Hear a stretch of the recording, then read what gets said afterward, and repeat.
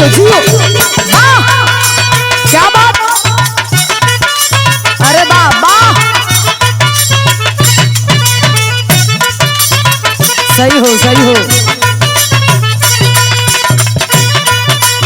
ओहो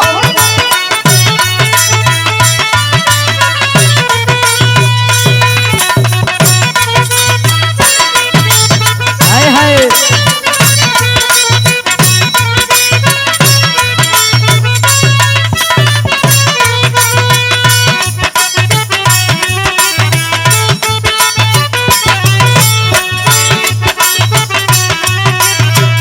बहुत अच्छे।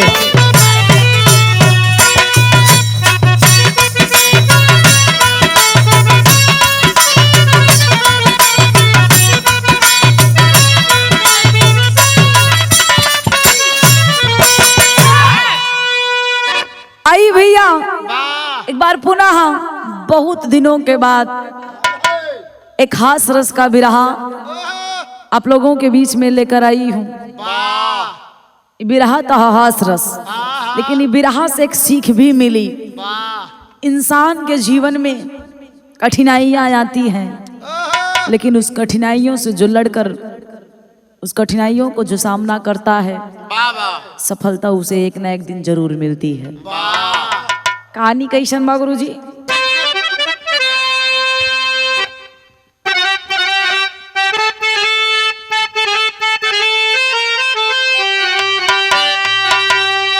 कि मामा भैने करई दुला,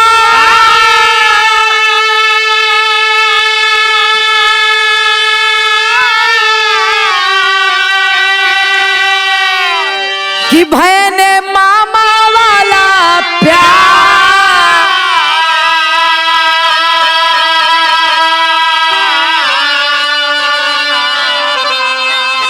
मामा गईले तब भैने के दुआर।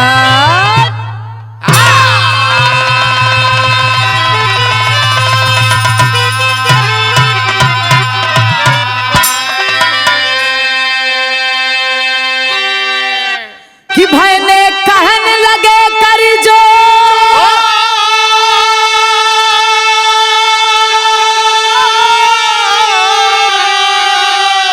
हर मामा बाटा पक्का चोर।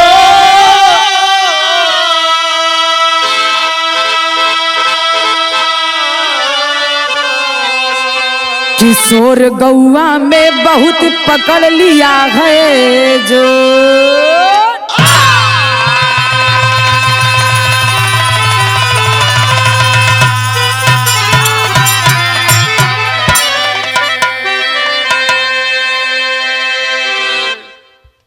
तनी लोग समझा। कहानी चार मामा के इकलौता भांजा, दुलरुआ भैने। अरे वाह, मामा अपने भैने से बड़ा प्यार करें, और ये चारों मामा एक नंबर के चोर। इनकर काम करे, हाँ चोर। चोर नहीं जनता, कहियो घरे में सेन फूटी तब जन जाइबा, तभी समझो तो ये बतावे ना चाहते हैं।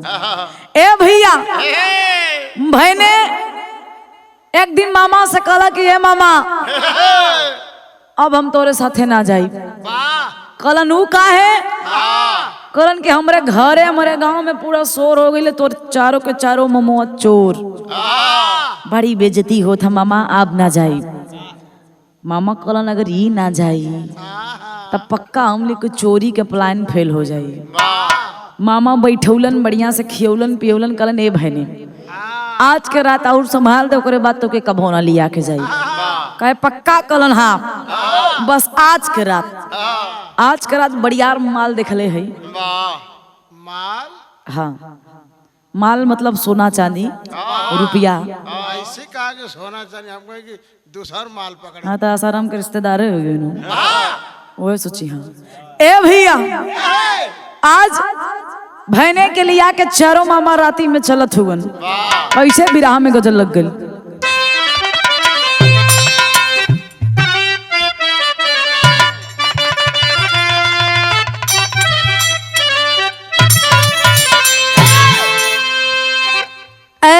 मुसाफिर, ऐ मुसाफिर भटकता है क्यों दर बदर। गजल से बढ़िया भाव लिखत हो गुरुजी का।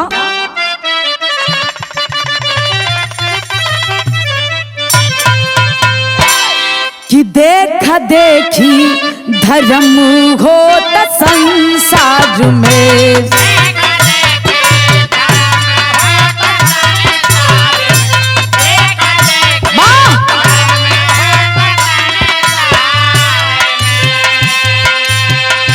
देखा देखी धर्म होता संसार में, इस जमाने का कैसा ये दस्तूर है।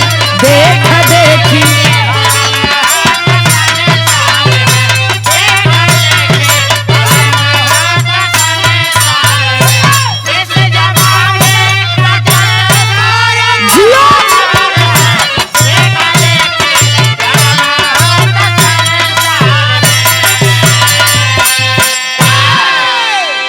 देखा देखी धर्म होता संसार में, इस जमाने की कैसी ये दस्तूर है। ए भैया ई दुनिया में सच्चाई बा।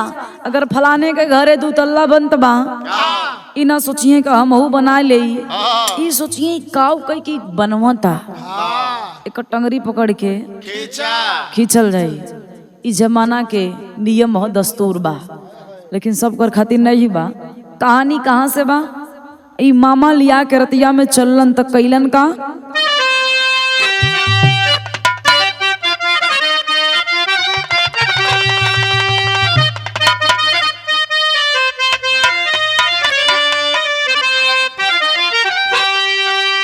कि रात अनहरिया गाँव के बगले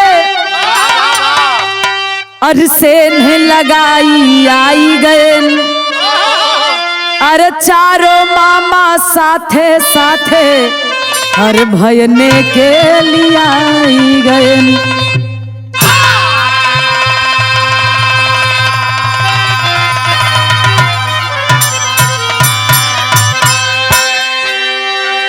अरे मामा चारों बहरे बाटन कि भयने भीतरियो ले आई गए। अरे बहुत मालबा मामा खींचा भयने जोर लगाई गए।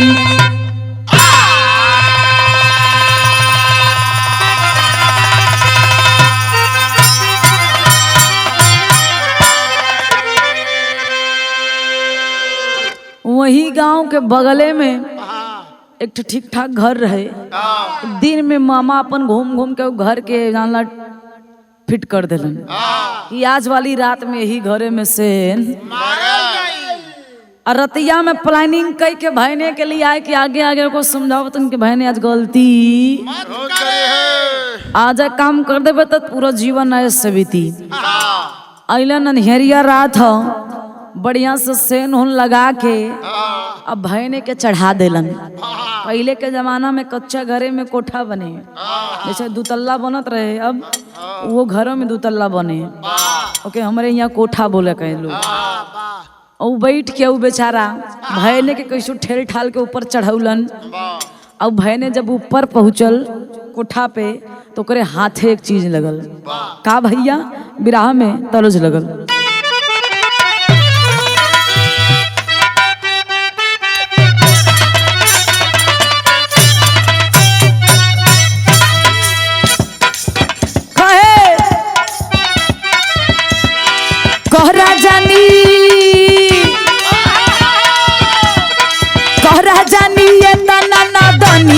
पाई के जवनिया ये गोरिया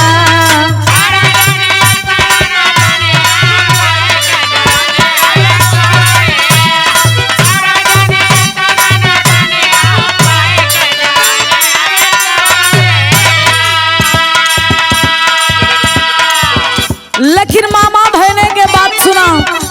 मामा कैसो ढेर ढाल के भयने के चढ़ाई दे नीचे पुनः खड़ा हुआ। खलन भयने जोन बढ़ियार माल मिली, बढ़िया खजाना जोन बड़का मिली, पहले वही पे हाथ मरी है। छोटका छोटका छोड़ दिया बड़े बड़ियर का थमइए ना तो कोनो जाग जाए तो मामला गड़बड़ हो जाई। भाई नंबर रतिया में टोवता हाथ लगल बा का मामा लइके भागेले परनावा भइल बा तूफानावा ये बाबुआ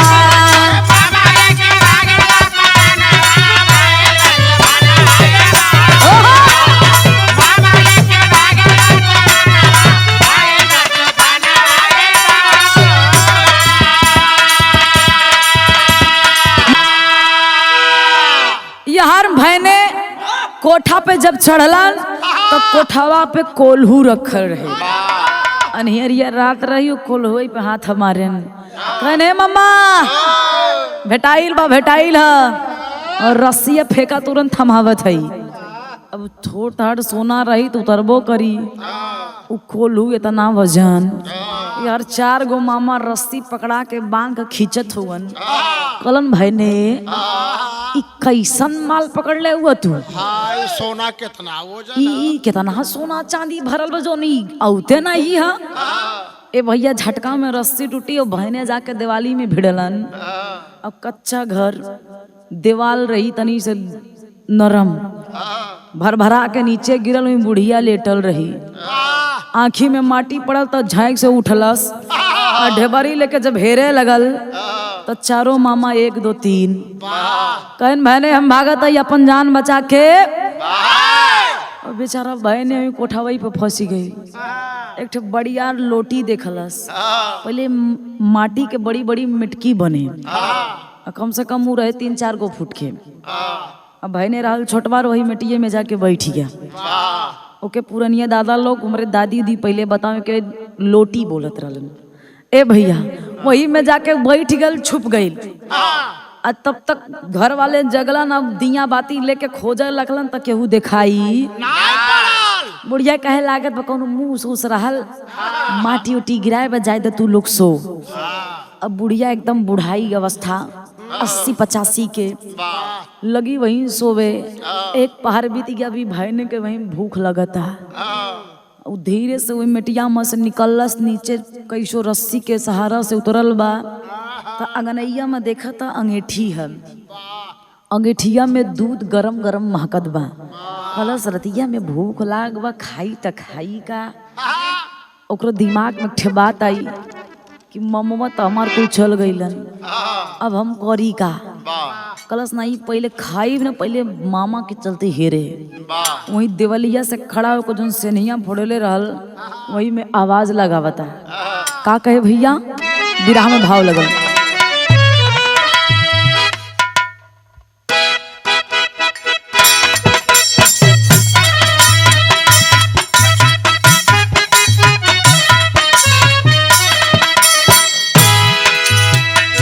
जिगरा सनहन ना होई मोर राजा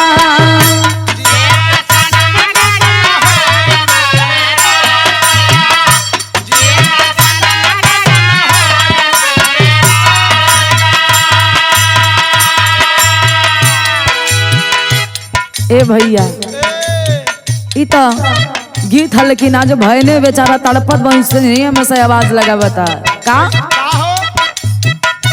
जिगरा कैसे बचाई सुना मामा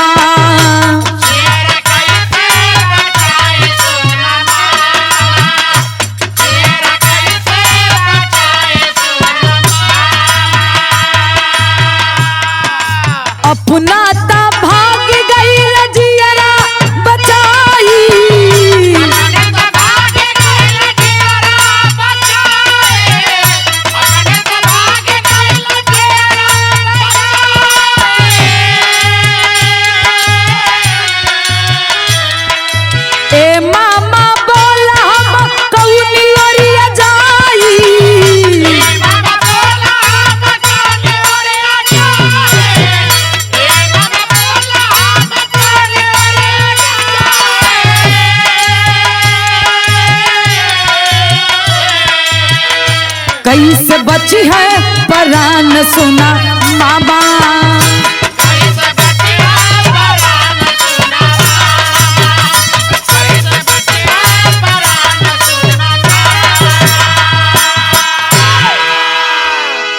बेचारा छोटही के बा कहलस इतना बचपन में हमके चोर बना के तुम मामा सच्चो के कंस मामा निकलला।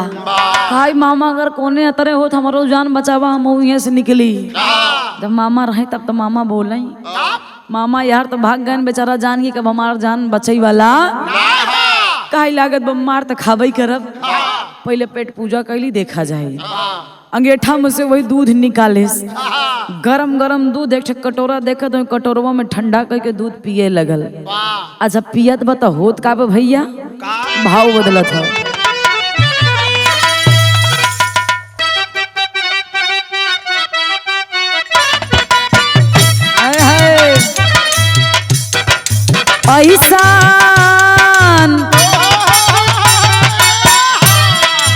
ऐसन बारतिया ना देखी अभी तक कजिया करही धका धक।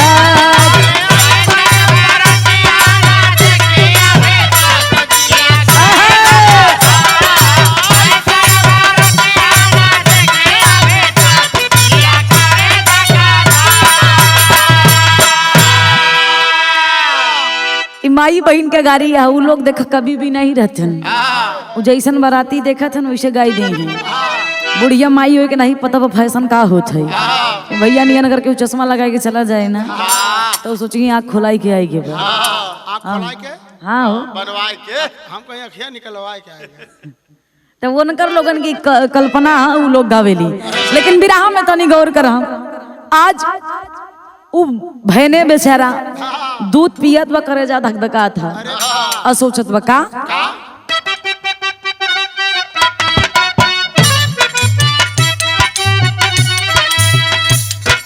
गरम गरम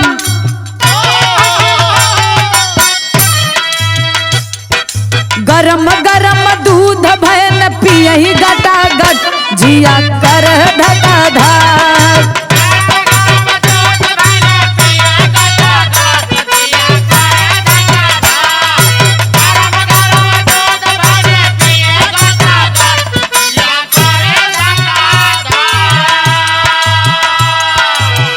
लेकिन वही घर में जन बुढ़िया सोवत रहा, जब गटर गटर के आवाज सुनाई देत बताऊ करत का है। घरवा में सुतल रहल बुढ़िया पुरनिया,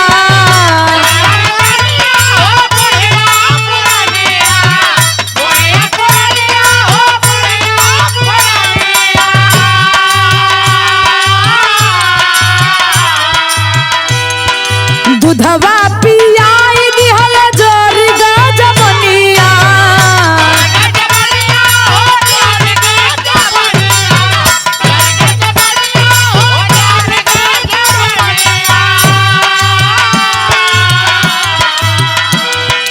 आऊ आऊ कई के देखा बुढ़ई झटा पट जिया करही धका धक।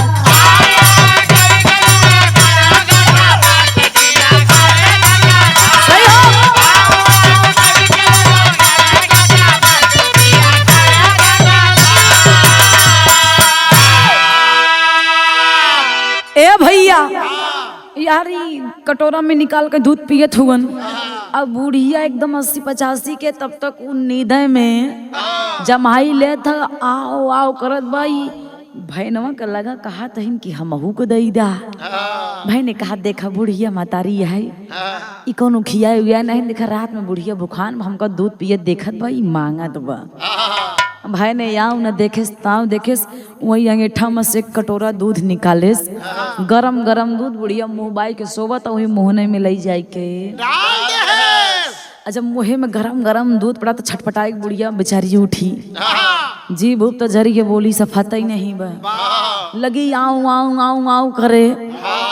फिर से घर वाले उठलन यार भाई ने 1 2 4 वाह पढ़ाई काफी बा। ए भैया भाई ने यहाँ से भगल है, लेकिन कैलस का बिराह में टेरी के लाइन हो।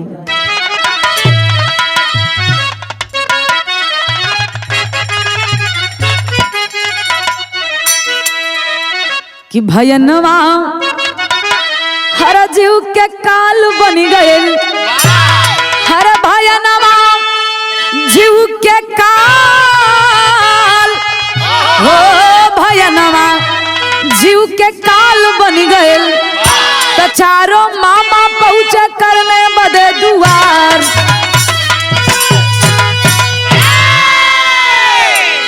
चारों मामा पहुंचे करने बदे दुआर, भैनवा जीव के काल बन गए।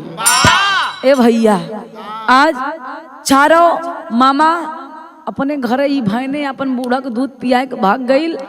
यार बूढ़ा के घरे वाले उठा तन देखा तो उन कहे अम्मा कैसे, अम्मा कहे आओ आओ आओ आओ। कहा ई काऊ बोला थी। अब क्या है? बूढ़ा कहा गा उगा। अब सफाई तब तो बतावे के गा। कहा के अम्मा, फिर आऊं आऊं करता ही सबेर भैया डॉक्टर को दिखाए, लेकिन बूढ़ा के बात बहनवा कहे भगवान करें तोरे मुँह में लखवा मार जाई, हमारी इज्जत बची रहे। लेकिन चारों मामा जब सवेरे भैने अपने घरे पहुंचा, खबर लगी कि भैने सही सलामत आई बा, तो चारों मामा फिर चला है आयन त करें का बिरहा मिलाहाबादी भाव।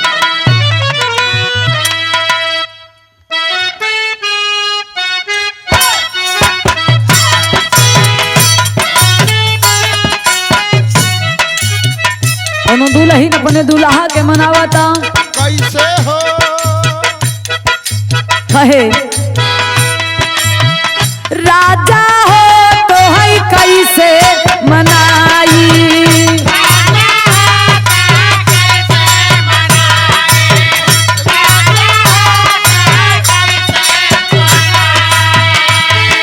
रतिया से जरिया पे लागना वहाई, रतिया से जरिया पे लागना वहाई, दुल्हा हो तो है कैसे मनाई।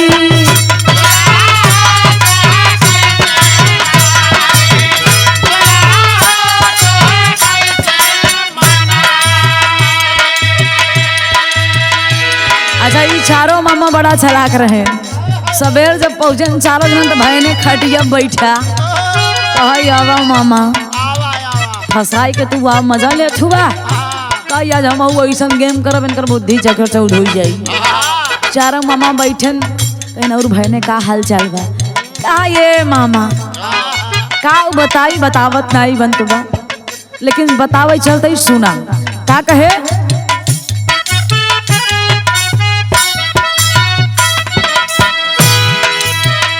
मामा हो तो है कैसे बताई, मामा हो तो है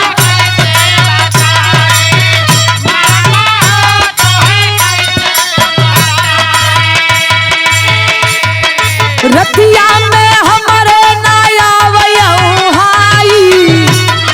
रतिया में हमारे नया वही, मामा हो तो है कैसे बताई।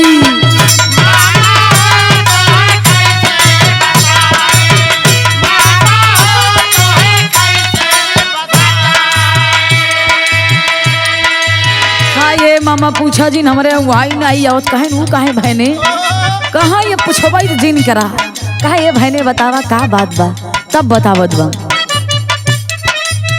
भोले बाबा हमरा पे दया बरसाई,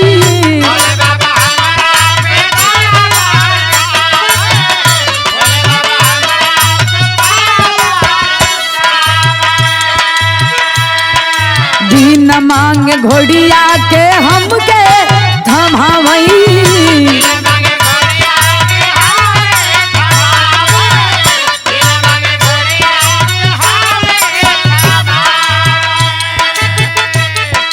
बिगड़ल बा काम कुली दिहले बनाई,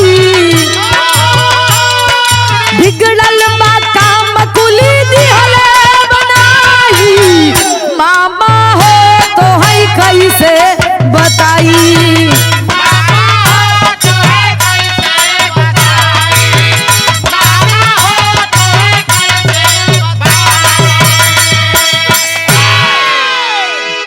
ए भैया कहा ये मामा पूछोबै त जिन करा, बहन भाई ने ऐसा कमन बात हो जौन तोरा रात में नींद ना आवत बा, कहा मामा देखा नींद तब ना आवत के तो मनई के टेंशन रहे के तो मनई बहुत बहुत ज्यादा सुख रहे आ धन बहुत ज्यादा रहे कहन तोहरे टेंशन कौने बात के बा कह जा मामा चोरे का कल कितना हुए अरे टेंशन खटावा दूसर का ऑप्शन नहीं रख सकते कहन मतलब काय मामा अब राज के बात है मामा है बताई दे छई काय जोन दुआरे हमरे घोड़ी बानी देखत है ना कहन तब काय मामा जब तुझे छोड़ खमका चला आया भोले बाबा को मनाए जान ला एक ठे घोड़ी दे देहन कहन तब कहीं घोड़ी हम क्वालिटी बा कहन ऐसा कवन क्वालिटी बा कहन मामा जानी तो ना पहुँब्या कहन कब बस मामा मामा रटे है बताऊब्या कहन बताई दे तब कहीं बताई दे बता से तो का अपन पक्का भाई नहीं मान ले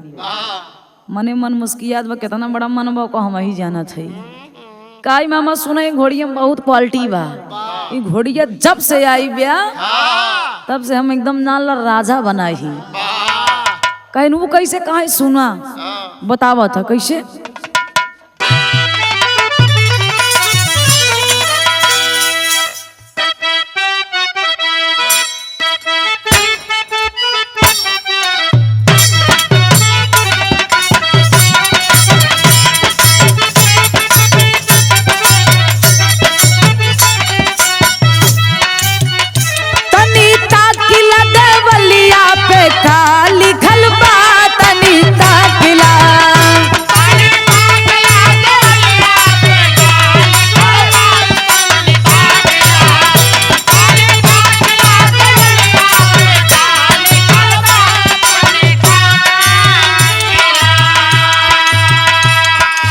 इतना गारी है लेकिन भाव पे गौर करा हाँ ए भैया लेकिन आज घोड़िया के देख के मामा कलन घोड़िया बहने तोर बड़ा नीक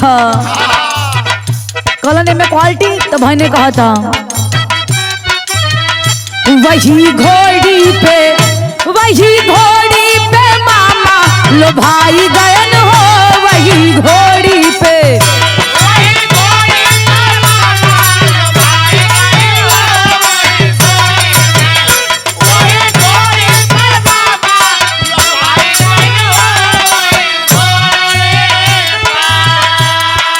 घोड़ी के देहल से रुपया खिया मारी मारी मुंगरी से दिहल से वही घोड़ी पे मामा लो भाई गयन हो वही घोड़ी पे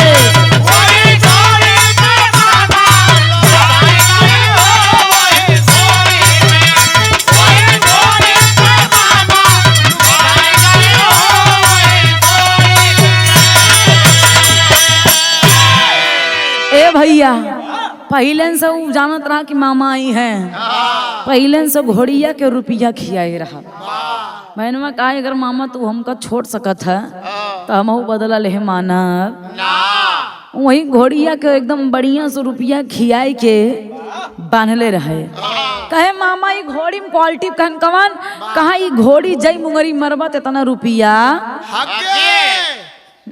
पर्दे में ए भैया अच्छा मामा कहीं नहीं सवेरे सवेरे होई कि हरदम कहना रोज सवेरे 4-5 गो मुंगरी मरबा तो रुपया की बरसात कहना सच्चो कहलन हाँ कहीं नहीं भाई ने एक काम करते का करबे तो धनवान हो गई है एक काम कर ई घोड़िया हमके दे दे हम ले चली हगाई कल बड़ा लालची हुआ मम्मा मतलब जोन अच्छा वो तो आर पाए हम अले बतू कहन हमके काम मिली कहन ते चोन चाहबे ओके तो के मिल जाई कहीं कुछ दान दक्षिणा करबा कलन का कहीं कुछ दम 1000-2000 आ लेके जा मामा कहन बतावा 2-3 हजार मगर मान जाए आई रोज रुपया दे तो ऐसी बड़ा मूर्ख धरती कहाँ मिली है चारों मामा चंदा लगा के 4-5 गो हजार इकट्ठा करके ओके देलन आ घोड़ी लेके अच्छा थवन तो भइल का अरे सुन कैला बलमु अरे बलमू कचौड़ी गली सुन कैला बलमू कह मिर्जापुर के कैला गुला जा रहो कचौड़ी गली सुन कैला बलमू।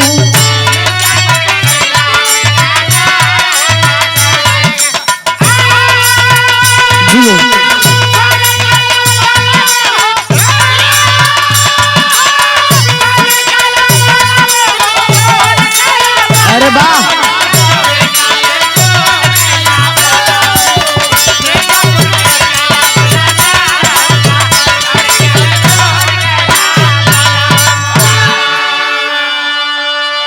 लेकिन चारों मामा बड़ा खुश हुवन लेके चलत हुवन घोड़िया भइल का अरे खुशिया या पार भइले अरे खुशिया या पार होगी खुशिया या पार भइले घरवा अरे घोड़ी लेके आवई तब दुआर हवा खुशिया या पार भइले घरवा।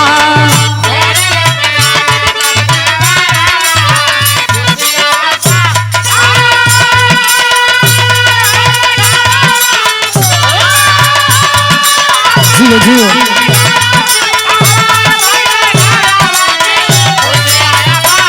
अरे वाह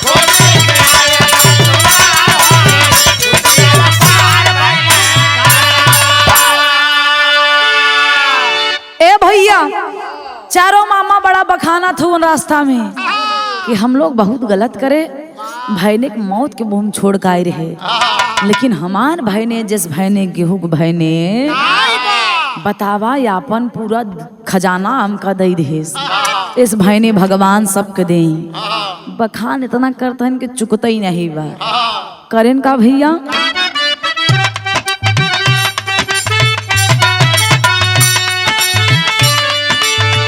अपने भैया नहवा के केतना बखानी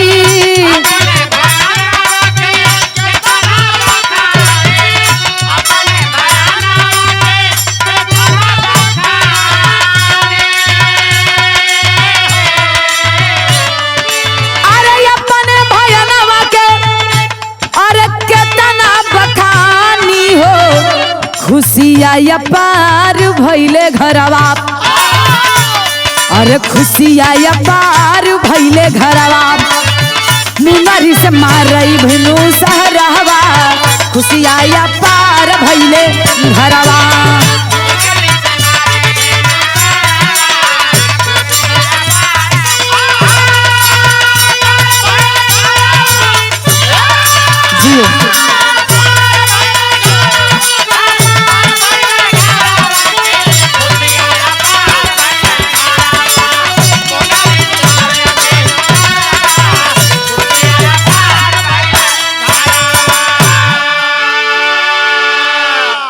ए भैया चारों मामा ले आइन घरे घोड़िया के नहवाइन धोवाइन तेल पानी लगाए ओके हाँ दुल्हन लोग निकल ली कली का हो रोत तो बड़ा गठिया के लेके आवत रहला कैसा नहीं घोड़ी घोड़ा लेके आइल हुआ आज पूरा एटीएम मशीन उठा लिया ले मम्मा कहलन हे अरे अपन भाई ने बड़ा जानदार ही रहा कहीं का भाव कहलन घोड़िया ना देखत हूँ खजाना है जितना चाहो उतना लूटा आज से चोरी ना हुई मम्मी ओकर कहलन का होई तब कहलन सुना हम बतावती पहले के बढ़िया से चारा पानी रहा नहवाइन धोवाइन बढ़िया से खियाइन पियाइन रात भर नींद नहीं आवता आ रात जब एकदम सवेरे भोरहीन 4 बजे तो चारों जने घोड़िया के आरी बगल हम मुंगरा ले ले बढ़िया से बढ़ियार चारों जन घूमत कल पहले हम मारी के पहले तू चारों जन एक दूसरा का कहा तो कल नहीं रुक भाई कहीं एक नियम भोरही के ना हो दिन निकले पे कल कोनो बात नहीं तब तक बैठ कहीं बितावा वही बैठ के घोड़ी के लगे 2 घंटा सोलन फिर सवेर भइल सूर्य देवता उगलन देख के चारों जने मुंगरी लेके फिर खड़ा भइलन कहलन तू मरबा कि हम कहलन ऐसन कर चारों मिला एक एक मुंगरा एक साथे मरबा तो बढ़िया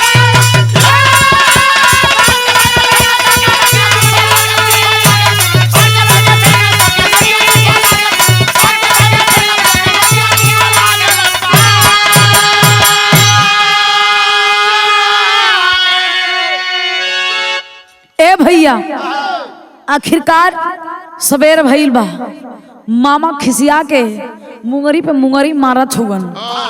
तो देखलन का भैया, अरे हो सवेरे चारों मामा भैने के बोलाई हो, धोखा बारी कैला भैने मानत बाबर लाई हो। कहन चारों जने मारत मारत थक गए, लेकिन भैने के दिहलु घोड़ी रुपया जब नहीं निकलत इतना मरला नहीं इतना मरलन कि रुपया की जगह गोबर निकलल। और घोड़िया बेचारी सुस्त होके जमीन पे गिर गई। ओके मारत मारत मारत मारत एकदम से मरिए डालन। जब घोड़िया बेचारी मर गई तो खिसिया के चला लगन कहा भैने के पास।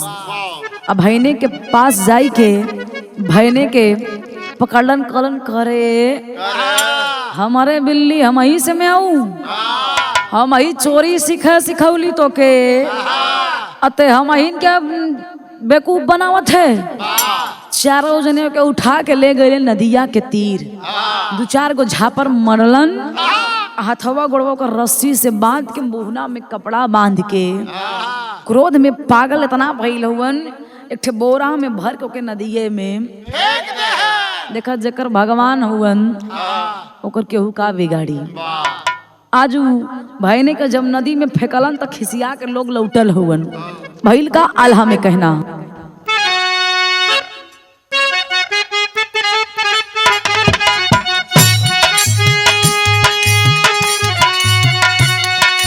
केहू के मनवले से होल ना महुती,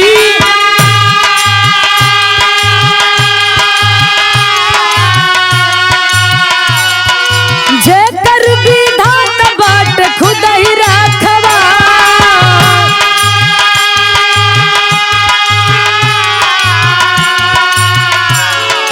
बोरवा में भरी के फेंक नदिया किनारा,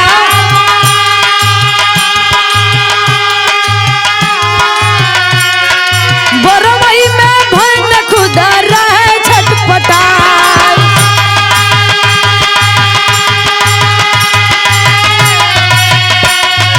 एकटी उतारा उदावा लइके आइले,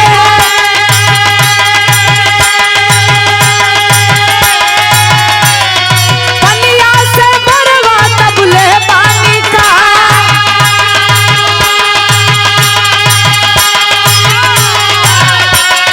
झटपटा खोले हाथवा देख दे,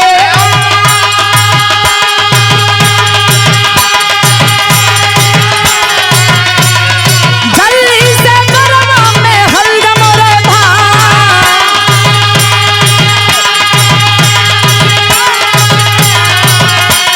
सदिया रातवई आइले एका दुल्हनिया,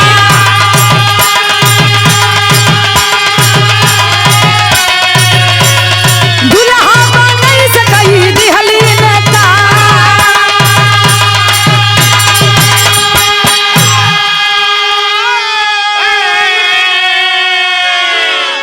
ए भैया जब वही नदिया में ओके फेंकलन तो उ नदिया में उ नदी बहुत गहरी नहीं रही, वही बोरा में बेचारा छटपटा था। एक ठे उटहरा वही नदिया के पार करत रहे, छोटी सी नदी रहल, उ नदिया के उटहरा पार करत रहे, बढ़िया से बोरा वोरा में अपन सामान भरले रहल। देखलस बोरवा हिलता, जाके बोरवा के पास उटहरा धीरे से के किनारा लगाए के जब बहरे लाए कलस की कैसन भैया, बोरा खोल के कैसन ई बोरवा में का करत हुआ। अच्छा भैनवो कम 420 नहीं रहल, कलस करे ई उटहरा से सही बात बताई दे तो अपने मामा से बदला कैसे चुकाई। कहन तब अपने मन में सोचता, एक प्लान कैलस, का बताइए भाई तार बियाह हुआ भइल है। कलन मतलब कह तोहार अगर बियाह हुआ ना भइलो तब बताई। कह नहीं बियाह हुआ तब पड़ल है, अबे भ नहीं बा। कहन यार बियाह हुआ मैटर पड़ब तो फंस जाबे।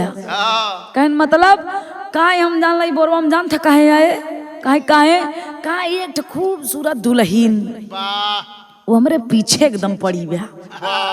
अब हम शिकायत बियाह कैला हम कह ना करब, वो खिसिया हमका बोरम भर के फेंकवा दे है। तो कभी या करे के बा उठारो एकदम देखा बुढ़ बके रहे वो भी आहे खातिर एकदम मरल रहे वो सर चोकवा सले रहला नहीं नियन ए भैया कहे बियावा खरब तो काहे तोरो बियाह होई लेकिन ई बोरा में घुसबा तब कई बोरा में घुसे बियाह होई कहे हाँ कहे हम लेके जाए ना कदम दुल्हवा ये है कहना सच्चो में कहे हाँ वही बोरमा में उठारवा के एकदम बैठा देलस कई हिलिया डोलिया मत रस्सी से बांध के जैसे बधाइल रहे वैसे बांध के नदिये में कैसे अब तोरो राम नाम सत्य हो जाई उतारा के नदी में फेंक के ओकर ऊट बढ़िया से सामान उमान रखल रहे वही पे बैठ के लेके आवा था दुआरी आ जब दुआरी आवा था ऊटे पे एकदम बढ़िया से बैठ के त करत का बे भैया खड़ी में कहना हम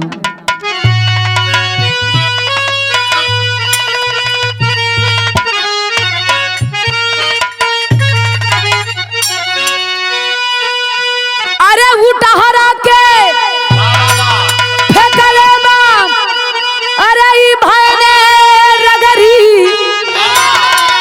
अरे उठहरा के फेंकले बाम अब ई भैने रगरी त चढ़ के उठावा पे आइल मामा की नगरी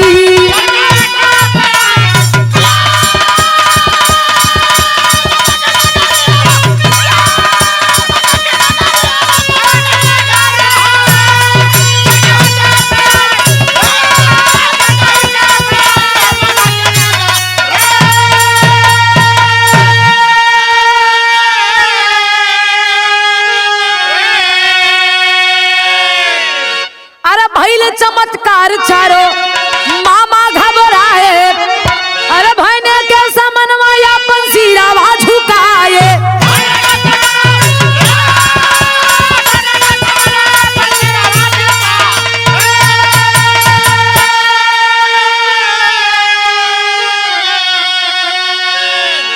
ए भैया ऊटे पे बैठ के छोटा मोटा धन जन छोरी से बटोरे रहा माइस काहे वही दे माई बोरवा में भरब कहीं का करबे काहे दे तो पहले वही भोरवा में नीचे पाती उती एकदम मस्त भर के कपड़ा उपड़ा और ऊपर से 2-4 गो थान सोना और कई में रुपया धई के बांध के चल देलस मामा के दुआरी चारों मामा बैठा ऊटे पर देखे न भाई ने वो लादे फने एकदम कहे ना रे ई भैनवा बचल कैसे बतावा बीच धारा में के फेंक के आई रही अभी जिंदा सही सलामत ऊटे पे बैठ के गहन उतारन कहन भाईने कैसे कहा मामा का चिंता करते कहीं भाई ने गलती हो गई आज के बाद ऐसे न करब वो गुस्सा में हो गई भाई ने माफ कह दिया का ये मामा तू जवान करा था हमारा हित के लिए करा था अरे मामा बहुत बड़ी गलती के हा कहन ऊ का ये गलती के हम बतावत है चला हमारे साथे हुआ तब कहा यहाँ फेंक कर रहा कहन मजाक कर था बहने का मजाक नहीं करत है तनी यूट्यूब पर जो लदा तो दिखाई का लदा है कहन दिखाओ वही बोरबा खोले जोने में धरे रहा सोना चांदी यो निकाल कर दिखावत बा काई मामा जहाँ फेंके रहा वही सब सोना चांदी ऊट मिला बा बस एक गलती के हा कहनु का कहन चला हमारे साथे चारों मामा के लिए एक नदी के किनारे आई के भैन एक ठे बात कह का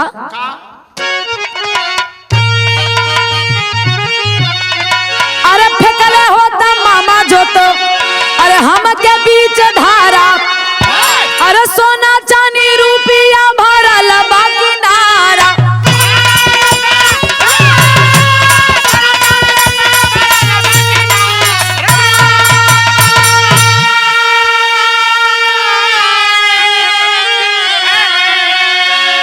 काई मामा नदी पलिया एक पूछो काई मामा जानते तनी से बीच धरवा मोर फेंके होता नाम त हीरा मोती कहा तई बाप रे बाप देखत नाई बनत बा कहन मामा सोचें सही बात बा का कहा या और का ये तो हमी किनरवा से तना बिने ही अगर तोहू से ले को हम देखा देव ना पक्की बात आपकी मूर्ख न बनब अगर ले के बा तो जैसे हमका फेंके रहा वैसे हम फेंकत है आपके तो सक बीच धारा में फेंकब और हुआ सब तुसे भर भर के पाई जाबे कहन भाई ने गलती नहीं करता कहीं नहीं रचो नहीं अब देखा लालच बुरी वाला हो तो भैया अब चारों मामा के लाला चाय कहीं बोरा में बैठ ले हैं कहीं भाई ने जितना जल्दी हो उतना जल्दी ठेला जाई सोना चांदी लेके आई बर्दाश्त नहीं होता। रस्सी बांधे सब लाते से ठेल दे वही नदी में एक ठे बांस ले बांसे किनारा से इनके से बीच मझधार तक छोड़ी दे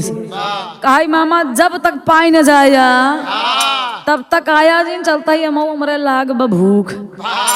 चारों मामा वहीं धीरे धीरे नदी में तैरत तैरत बोरी में दम घुटे लगल वहीं नदी में बूढ़ गईलन। यही से कहल गईल है कि लालच हमेशा बुरी बला है। इतनो लालच न करे के चाहिए कि जिंदगी चली जाए। लिखलन कवि जी का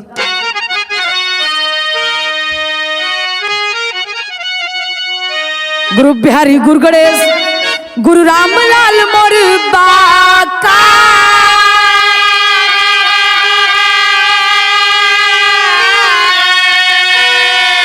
अरे स्वर्ग में से चंद्रिका कवि बच्चन के विजय पताका